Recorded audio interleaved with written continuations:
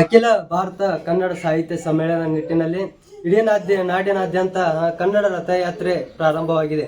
ಅದೇ ರೀತಿ ನಿನ್ನೆ ಸಾಯಂಕಾಲ ನಮ್ಮ ಅತನಿಗೆ ಈ ಒಂದು ರಥಯಾತ್ರೆ ಬಂದಿತ್ತು. ಸರ್ಕಾರ ಒಂದು ಆದೇಶವನ್ನು ಹೊರಡಿಸಿತ್ತು. ಏನಂದ್ರೆ ಈ ಒಂದು ರಥಯಾತ್ರೆಯಲ್ಲಿ ಭಾಗಿಯಾಗಲು ಮತ್ತೆ ಸ್ವಾಗತವನ್ನು ಮಾಡಿಕೊಳ್ಳಲು ಎಲ್ಲ ಅಧಿಕಾರಿಗಳು ಕೂಡ ಬರಬೇಕಂತ ಹೇಳಿ ಒಂದು ಆದೇಶವನ್ನು ಹೊರಡಿಸಿತ್ತು. ಆದರೆ ಅತನಿಯ ಅರ್ಧಕ್ಕಿಂತ ಹೆಚ್ಚು ಅಧಿಕಾರಿಗಳು ಕೂಡ ಈ ಒಂದು ಯಾತ್ರೆಯಲ್ಲಿ ಬಂದಿಲ್ಲ.